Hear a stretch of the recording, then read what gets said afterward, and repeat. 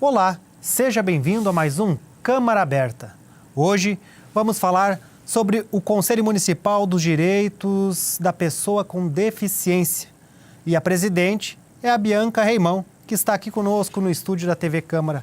Boa noite, Bianca, tudo bem? Boa noite, Maurício. Obrigada pelo convite. Presidente agora do Conselho Municipal de Proteção dos Direitos da Pessoa com Deficiência. Isso, dos direitos da pessoa com deficiência. É o Comadef. Há quanto tempo está na presidência do Comadef, Bianca? É recente, né? A gestão alterou agora o seu processo em julho e nós auxiliamos esse processo de transição, né? Eu tinha cadeira no conselho pela Univale e agora faz 2 meses que a gente assumiu essa coordenação, essa direção. Bianca, você já é uma veterana nessa questão de trabalhar com o conselho, principalmente de direitos, que você fez parte da diretoria do Condica por algum tempo.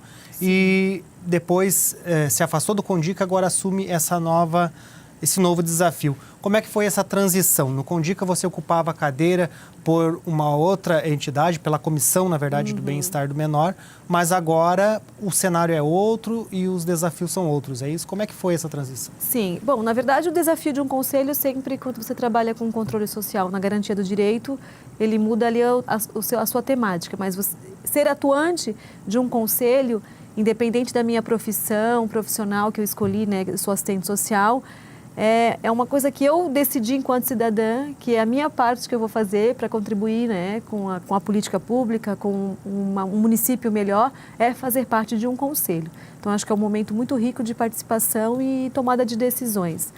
Desde que eu comecei a trabalhar aqui em Itajaí, atuar em 2003, por outras instituições que eu também já trabalhei, eu já fiz parte de conselhos, né? E aí essa caminhada foi deixando a gente com um pouquinho mais de conhecimento.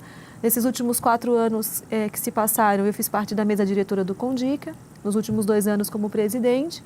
Eu termino a minha gestão esse ano e estando na universidade, atuando num projeto que atende pessoas com deficiência, o fórum, né, das ONGs me fez essa indicação para esse tempo que eu tenho já, né, esse conhecimento no conselho, e eu aceitei com muito carinho e muita responsabilidade. Bianca, qual o papel do Comadef hoje, setembro de 2017? Como é que ele também sobreviveu por esses últimos meses, esses últimos anos até, Isso. Porque ele teve um período desativado? As dificuldades das entidades que atuam nessa área foi enfraquecendo também com essa mudança de convênio, com o fechamento de algumas instituições também. Isso fez com que o conselho ficasse um pouco desarticulado. Então, a gente tinha atualmente uma presidente que não conseguia ter um secretário, um vice-presidente, então as pessoas não se envolviam. Então, acabava acontecendo que os conselheiros iam para a reunião, não tinham planejamento, não tinham uma pauta. E, pelo que eu fiquei sabendo, foi um conselho que ficou por alguns anos aqui meio desestruturado. Então, nesse momento, a gente já se reuniu 2 vezes, essa nova gestão. A gente tem pela frente aí a criação desse planejamento. Algumas demandas já foram apresentadas, algumas demandas que tinham que ser resolvidas e não foram. Então, a gente está levantando nessas demandas. Já conseguimos atuar nessa empresa de transporte que está atuando no município, levá-los para a reunião, porque é um assunto de emergência que a gente tem que resolver, né? Existe um decreto todo equivocado no município, dizendo que é o Comadef que tem que dar carteirinha de passe livre para as pessoas com deficiência.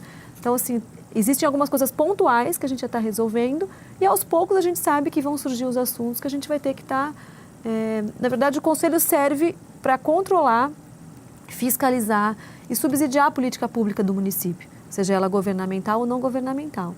Então, é brigar, é conferir, é verificar os direitos das pessoas com deficiência no município e tentar atuar no sentido do papel do conselho, né? Sem esquecer qual que é o nosso papel mesmo de controlador da política pública. Bianca, dando um pouco de atenção para o assunto transporte público, você citou o papel de emitir a carteirinha para a pessoa com deficiência. Como é que funciona isso? Qual foi o impasse nisso? Na verdade, eu fui pega de surpresa. Essa semana nós tivemos uma reunião ordinária do Conselho e a gente já ia levar para a pauta mesmo a presença da nova empresa, porque o transporte público passou por todos os cidadãos passaram por dificuldade em Itajaí, com falta de ônibus. Então, a gente já estava na nossa pauta. Vamos verificar com a empresa nova como é que está a acessibilidade, a sua frota. Né? A gente recebeu também da Câmara de Vereadores um ofício para a gente contribuir num projeto de lei sobre a obrigatoriedade de degraus retráteis, porque é importante para toda a população, não só com pessoa com deficiência. E nesse processo, né, de convidar essa empresa para a reunião, a gente ficou sabendo que eles têm nas mãos um decreto que informa que é o conselho que é responsável em emitir esses laudos. Então, assim, ele falou: Bianca, eu não quero deixar de fazer carteirinha para ninguém, né? Eu entendo que não é papel do conselho, mas eu tenho um decreto na mão, eu tenho uma lei que eu sou obrigada a cumprir.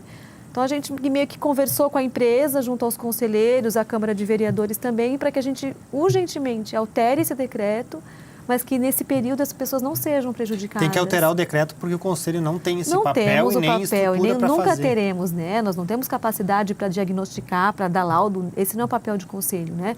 As pessoas têm o direito de buscar os seus médicos e eles que vão dizer quem está apto ou não para o transporte, né?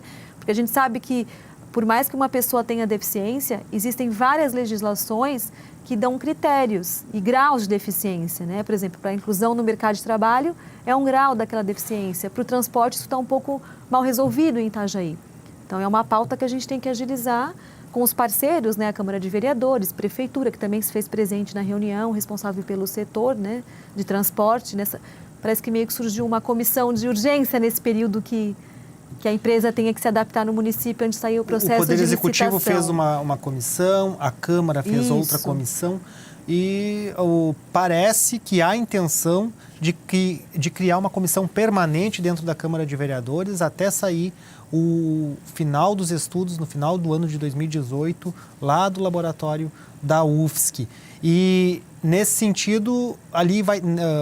o Labtrans, que é o Laboratório de Transportes e Logística da UFSC, ele vai apontar um diagnóstico e algumas diretrizes para a elaboração do edital, Bianca. Esse edital vai ser o de concessão permanente do transporte público.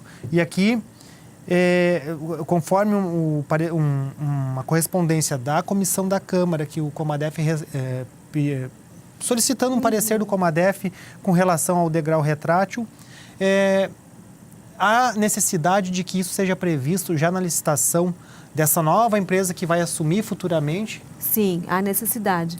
Porque assim, se a gente vai pensar numa sociedade em que a qualquer momento qualquer pessoa possa ter um problema, dificuldade de locomoção, né? A questão do degrau retrátil, dos ônibus acessíveis, a gente não pode mais pensar em frotas, em porcentagem. Tem que ser ampliado para todo, né? Para todo o sistema de transporte.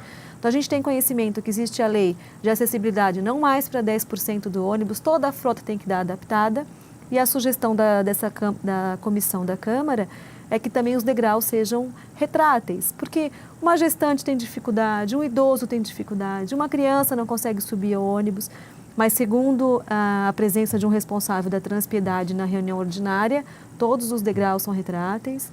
Então, provavelmente, só basta, então, ser aplicado legalmente num edital, né? Para que, no edital, para que a nova licitação possa contemplar também. E trazer segurança, né, a todos os passageiros, principalmente o de mobilidade. Bianca, com relação... Porque garantiu o piso retrátil, né? Mas e a estrutura urbana? Tanto das paradas de ônibus quanto dos terminais. Itajaí tem um desafio enorme nesse sentido, porque tem muitos pontos de ônibus que são totalmente abandonados ainda. E não é só o transporte, né? A adaptação, a acessibilidade, ela vem no município de uma forma geral para todas as pessoas. Então, ele não pode ter direito de uma calçada a outra, naquela outra calçada ele não ter acessibilidade. Então, é uma adequação que tem que ser feita para todo mundo, é uma luta de todo mundo, não só de pessoas com deficiência. Nós somos pessoas em potencial para se tornar deficientes. Muitas pessoas adquirem a deficiência, não nascem com ela. Então, é uma briga de todo mundo. A acessibilidade não é mais uma luta da minoria. A quem cabe a fiscalização, Bianca, da estrutura urbana, assim, nesse sentido? O Comadef também, mas tem algum outro setor, assim? Eu acredito que o Conselho de Urbanismo também, né? E as próprias instituições que atuam na área, né? Que tem as pessoas com deficiência também. Podem também, não acredito que fiscalizar, eu acho que existem só os órgãos competentes, que são conselhos, Ministério Público, mas fazer denúncia, brigar para que aquela situação seja melhorada, acho que qualquer cidadão, né, tem esse direito. Bianca, o encontro estadual dos conselhos municipais do direito da pessoa com deficiência foi realizado aqui na Câmara de Vereadores e você participou. Como é que foi esse evento? Foi muito interessante, porque nós tivemos contato com outros municípios que ainda nem criaram a legislação para ter um conselho. Então, o Estado organizou e tivemos a presença de vários conselhos e a gente pôde descobrir as dificuldades de cada município, né? Aí a gente percebeu que Itajaí avança em algumas coisas, mas tem algumas coisas que a gente precisa melhorar. Então, são a cada 2 anos que o Conselho Estadual organiza esse encontro de todos os municípios que possuem conselho e os que não possuem, o Conselho Estadual também se coloca à disposição para ir no município e ajudar a criar a lei, porque né, a gente já tem uma orientação do Conselho Nacional que todo município tem que ter um Conselho de Direitos das Pessoas com Deficiência. Bom, nós vamos fazer um rápido intervalo. Já voltamos com o segundo bloco do Câmara Aberta. Até já.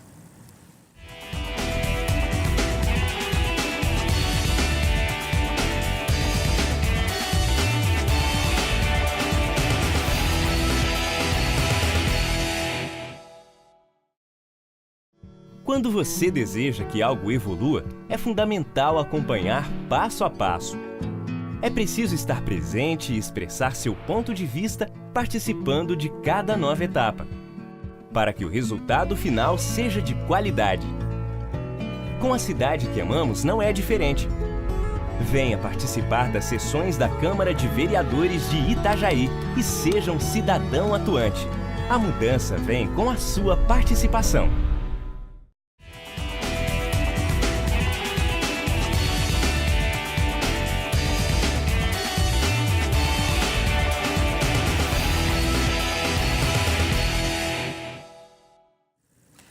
Voltamos com o segundo bloco do Câmara Aberta. Hoje participa conosco a presidente do Conselho Municipal de Proteção dos Direitos da Pessoa com Deficiência, Bianca Reimão.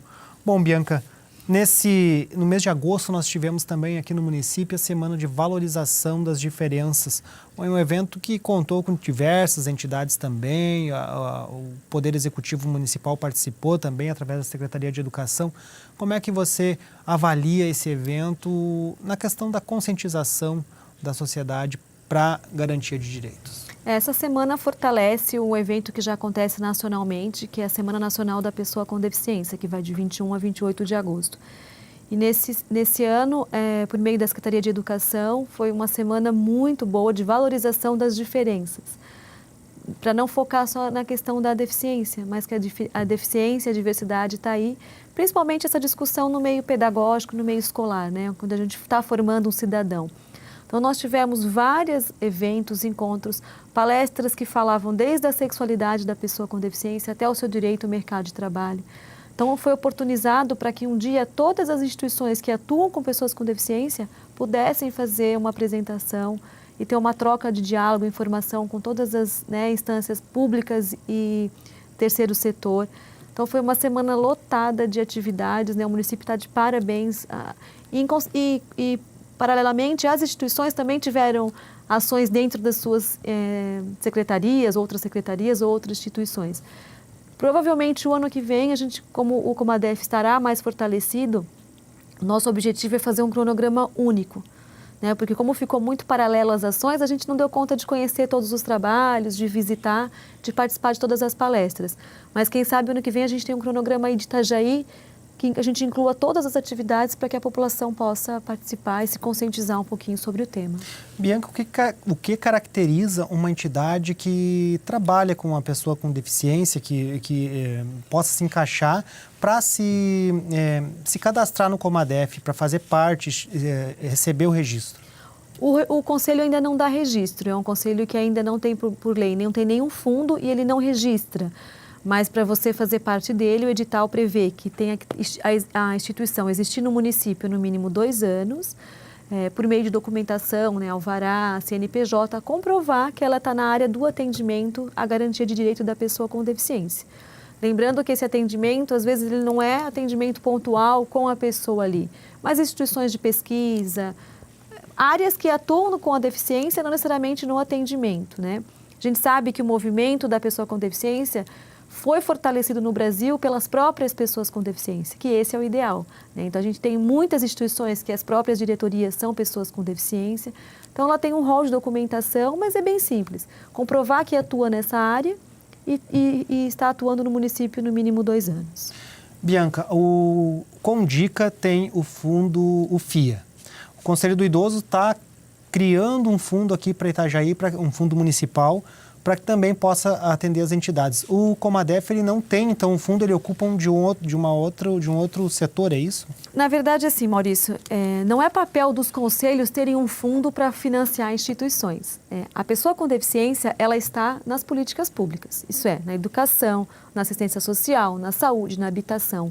Então, são essas políticas, são essas secretarias que têm que ter financiamento para que essas ações aconteçam. Não é responsabilidade de um conselho essa manutenção e esse financiamento. O que seria ideal um conselho ter um fundo para favorecer movimentos que nem esse que o Estado fez, né, de você financiar um evento, de você ter material publicitário, de você financiar pesquisas, diagnósticos no município em relação à deficiência, mas não com o caráter de financiar instituições, né? Esse assunto ainda não foi discutido no conselho, mesmo porque eu acredito que não seja interesse do município de Itajaí que tenha, a princípio, um fundo. Mesmo porque, como eu falei no comecinho, o conselho ficou muito tempo desarticulado. Então, primeiro vamos resolver essa situação, verificar as políticas públicas que são de responsabilidade de financiamento. Nosso papel é cobrar que esse financiamento aconteça na educação, na saúde. Então, primeiro vamos fazer a lição de casa, verificar o que o município tem feito, né? Porque eles têm um plano de educação que tem que contemplar deficiência, o da saúde. Então, a princípio, a gente vai estar gastando a nossa energia com isso. Bianca, outro evento que teve, que trabalhou um pouco a questão da acessibilidade, foi o que a Câmara recebeu, promovido aqui pela comissão também da Câmara, que é presidida pelo vereador Marcelo Werner, e recebeu um palestrante que falou sobre a cidade do futuro, Itajaí do amanhã, os desafios para que as áreas urbanas possam oferecer estruturas que atendam universalmente a todos. Você também participou disso? O que você dá para tirar desse evento? Assim? O Mário, palestrante, ele é uma pessoa bem envolvida na questão da deficiência, por ele ter uma filha, né, com deficiência. E a partir dessa filha que ele começou a repensar, porque ele também é arquiteto, e ele dizia que ele era o rei da escada, né? Ele fazia escada para chegar na escada. E quando a filha dele nasceu, ele falou, não é possível que tantos anos de faculdade eu esteja errado, quem está errado é ela. Então, ele tem até um livro que chama Mário AC e DC, antes da Carolina e depois da Carolina. Porque ele, como arquiteto, ele foi pensar nas questões de acessibilidade depois que ela nasceu. E o que o Mário fala? Ele levanta 2 pontos muito importantes, que é a questão da lei. Não tem mais essa de ficar discutindo. Tem uma legislação de acessibilidade que o lojista, o empresário, as escolas, o município, todo mundo tem que se adequar. A gente não tem mais o que discutir. Está na lei e a adequação tem que ser feita. E uma outra reflexão que ele faz, que é um potencial de todo mundo virar deficiente, né? Nós temos uma população enorme no Brasil, nos municípios, de pessoas que têm deficiência. Então, mais da metade da população que tem deficiência foi uma deficiência adquirida. Então, amanhã eu posso estar precisando de uma calçada adaptada. Eu posso estar num prédio e no médico que tem um elevador. Então, é uma luta que tem que ser de todo mundo, não tem mais retorno. Então, ele foca bastante que os municípios não têm que pensar na legislação, sim, mas de uma forma humanitária, né? Que é o pensamento da acessibilidade é um pensamento geral, não só de quem tem deficiência. A conscientização tem que ir, então, exatamente para o legislador, para o agente público, para que ele já pense na origem dos projetos, a acessibilidade. Porque, assim, desde que o mundo é mundo, existem pessoas com deficiência. E nós estamos em 2017, ainda tem que ter reuniões e palestras para brigar por acessibilidade. Então, não tem que ser uma briga, tem que ser uma questão natural, que a acessibilidade é um ponto pacífico para todo mundo. As coisas têm que ser acessíveis onde todo cidadão se enquadre ali. Então, infelizmente, por todo o processo histórico, cultural das pessoas com deficiência no Brasil, a gente tem que ter lei, né? Como eu brinco, né? Acho que é Fernando Milor que fala. Nós temos que ter uma biblioteca jurídica inteirinha para confirmar o que está nos 10 mandamentos, né? O que pode e o que não pode fazer. Então, assim, a gente sabe que tem legislação, muitos empresários, muito poder público burla essa legislação, mas talvez só quando precisar mesmo desse acesso é que vai sentir na pele, né? Bianca, você vai ficar por 2 anos na presidência, pode ser mais 2, como é que funciona isso? Pode ser mais 2, né? Todos os conselheiros podem renovar o seu mandato, mas cheguei agora, vamos esperar até 2019 eu estarei. Planejamento para esse período, tem algum evento, alguma ação mais específica que vocês desejam realizar? Provavelmente, a gente fez a sugestão para o Estado para que esses encontros que são a cada 2 anos sejam realizados todo ano, porque a gente viu o quanto é importante. Nós teremos também a conferência municipal, que o ano que vem já começaremos a organizar. E além desse planejamento também de criar um plano municipal das pessoas com deficiência, reler todos os planos que já existem, né? E verificar esses pontos que estão em aberto, conforme eu falei, né? Tem muita coisa ainda que tem que ser melhorada. Bianca, uma questão que foi tratada na última reunião do Conselho e é uma demanda que talvez já tenha sido até resolvida, que é a questão dos agentes de apoio a alunos da rede municipal que têm algum tipo de deficiência. Hoje o município tem 52 alunos, mas 900 precisam de algum tipo de apoio. Como é que foi resolvido essa situação? Foi uma situação que eu levantei para o Comadef, que quando eu era presidente do Condica, eu fui chamada para uma audiência pública com o Ministério Público e o prefeito. E lá foi feito um termo de ajuste de conduta, onde estavam faltando agentes, né? Então o município teria um período para se adequar. E como no Conselho a gente tem representante da Secretaria de Educação, inclusive é o supervisor da Educação Especial, nós questionamos como é que estava essa situação, se as crianças já tinham recebido, né, esse apoio. Ele nos colocou que no município de Itajaí, uma média de 800 a 900 crianças e adolescentes possuem algum tipo de deficiência. E naquele momento, 52 estavam sem o atendimento do agente de apoio pedagógico, que foi feito um processo seletivo, acho que por meio de um concurso, e já resolveram essa situação. Mas que também a gente vai ficar acompanhando. Nós vamos fazer mais um rápido intervalo. Já voltamos com o terceiro e último bloco do Câmara Aberta. Até já!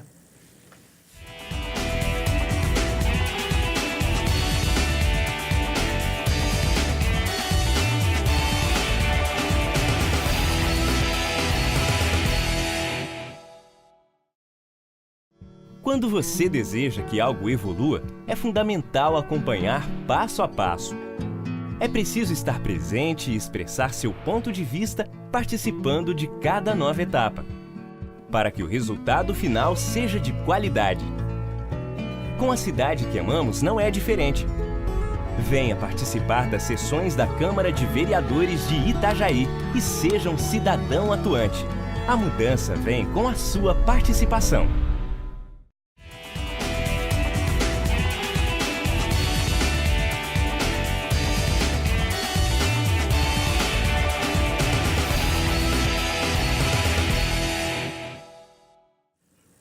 Voltamos com o terceiro bloco do Câmara Aberta. Hoje, conosco no estúdio, Bianca Reimão, presidente do Conselho Municipal de Proteção dos Direitos da Pessoa com Deficiência.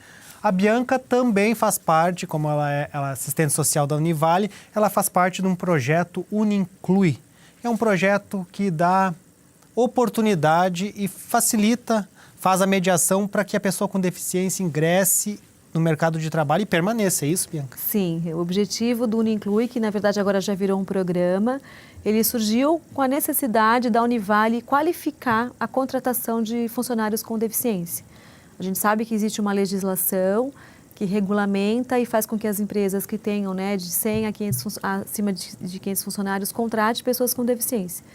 Então a universidade é muito grande, né? Então ela optou em criar um programa que qualificasse esse processo, não só a contratação, né, a escolha de pessoas, mas que tivesse uma sensibilização nos setores, que as pessoas conhecessem o que é a deficiência.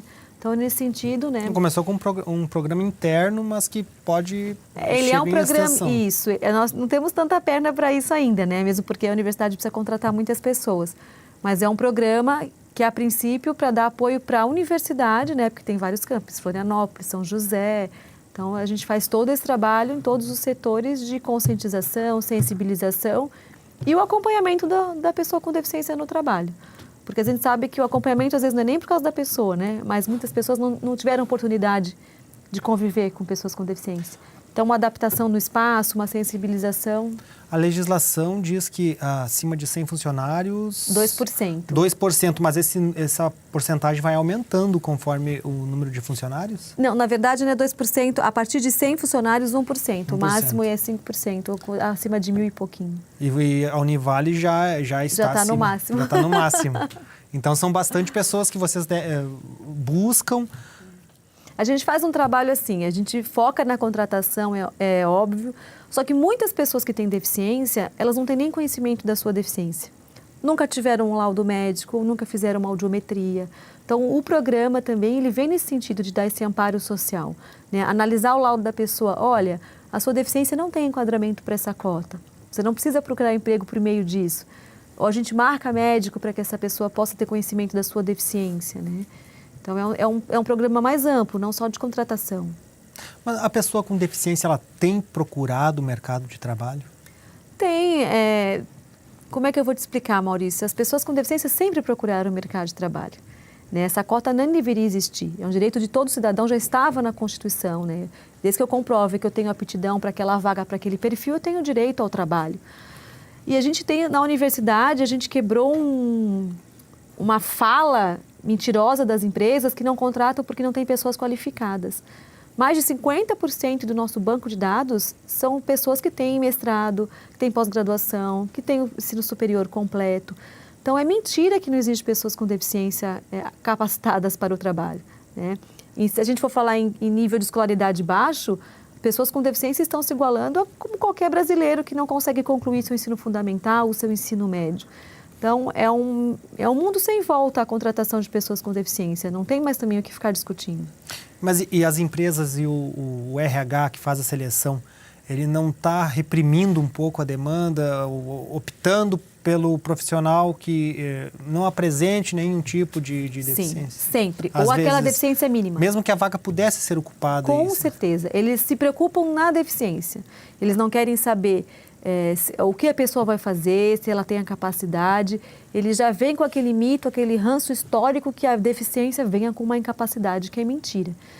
Nós, no Inclui, eu enquanto a Isabela, que é minha coordenadora, a gente tem participado de bastante encontro, inclusive reuniões periódicas com o Ministério do Trabalho e com a Procuradoria do Trabalho, onde muitas empresas de Itajaí estão optando em pagar suas multas do que ter pessoas com deficiência dentro das suas empresas.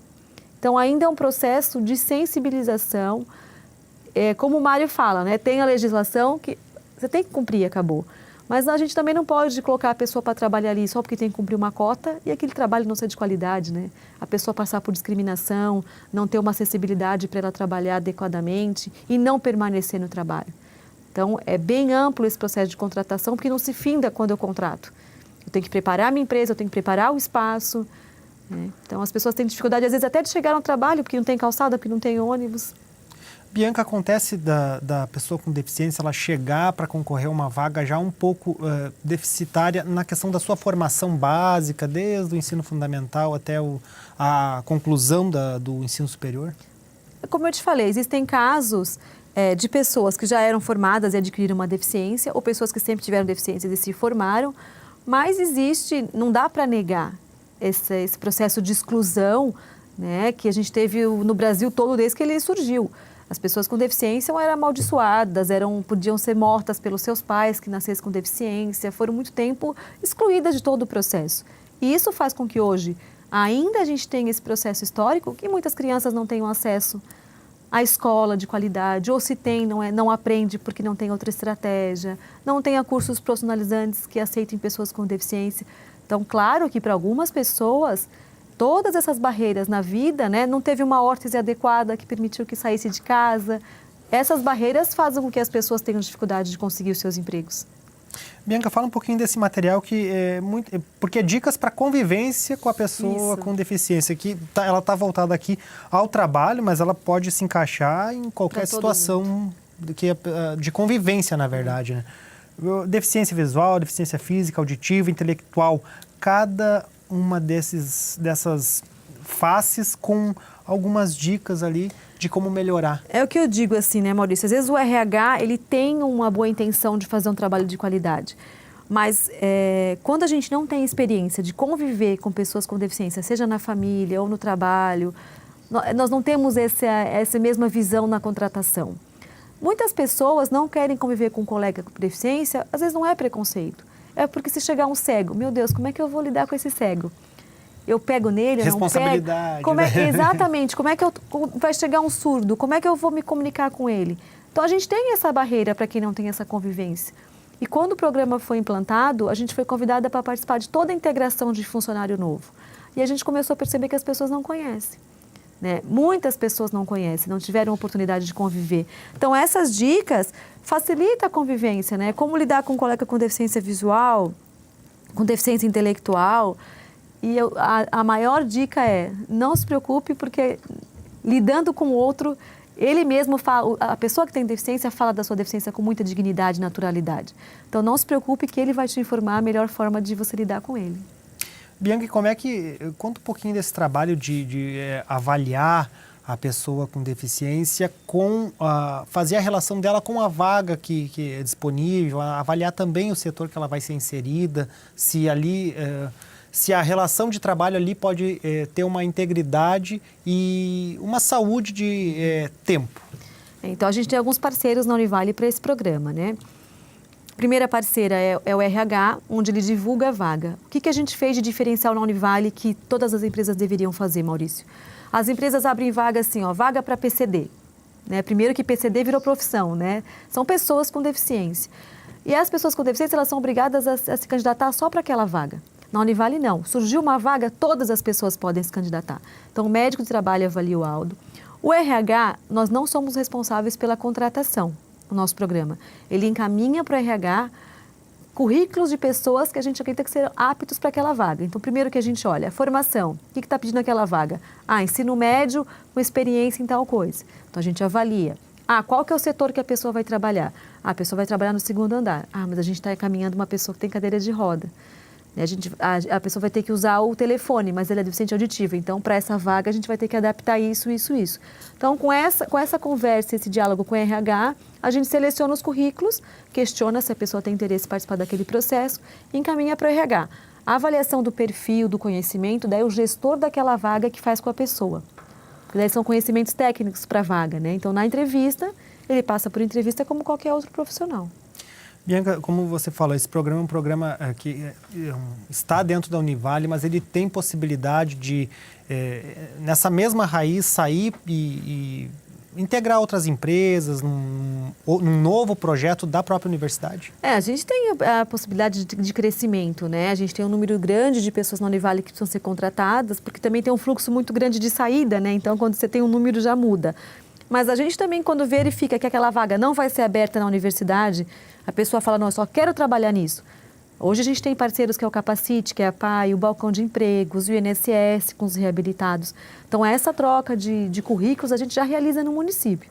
Talvez a universidade não vai ter como assessorar uma empresa para contribuir com esse processo de contratação na sua empresa. Mas que a gente já divulga, né? Olha, vai naquela empresa, quem sabe você consegue, porque é a vaga que você quer. A gente faz isso um pouquinho informalmente. Bianca, a pessoa com deficiência, ela recebe benefício social quando ela tem alguma impossibilidade de trabalho? Como é que funciona isso? E também, se a pessoa recebe um benefício, mas está apta a trabalhar, aí ela não hesita, às vezes, em ir procurar um emprego, deixar o benefício, mas daqui a pouco não dá certo no emprego? Existe esse... Existe o BPC, que é um benefício do Ministério do Desenvolvimento Social, da assistência social, que é gerenciado pelo INSS. Então, os critérios do BPC, ela tem que comprovar que a renda total da família, a soma total, seja inferior a 1/4 do salário mínimo, que hoje acho que dá R$200, se eu não me engano. Então, é muito difícil uma família viver com R$200. Então, esse é um critério bem exclusivo. E ela tem que comprovar que não tenha condições de trabalho. A dificuldade está o quê? Que muitas vezes a criança recebe esse benefício. Então, como é que o médico vai dizer se ela está apta para o trabalho ou não? Então, é um benefício que a gente precisa estudar para qualificar esse processo. Hoje, esse processo teve uma mudança, essa lei teve uma alteração, onde a pessoa que recebe esse benefício, ele pode cancelar por 2 anos enquanto ele vai trabalhar. Então, ela não tendo a adaptação no trabalho, ela pode retomar o benefício. Né? Mas são raríssimos os casos de pessoas que querem se manter com benefício. Todas as pessoas com deficiência, na sua grande maioria, querem ter sua independência financeira, ter a sua profissão. Né? As pessoas que utilizam esse benefício são aquelas que têm uma deficiência muito profunda ou crianças que a mãe precisa desse dinheiro para a sua sobrevivência. Bianca, muito obrigado pela participação aqui no Câmara Aberta. E nós, da TV Câmara, somos parceiros do Comadef e também de vocês ali na Univale, quando quiserem divulgar algum programa, alguma coisa que tenha todo esse caráter social de atendimento às demandas da comunidade, pode contar conosco. E eu que agradeço, Maurício. Obrigada mesmo pelo convite de hoje. Também estamos com as portas abertas para vocês ali. Bom trabalho nesses novos desafios, Bianca. Obrigada. Câmara Aberta de hoje fica por aqui. Para todos, uma boa noite e até a próxima.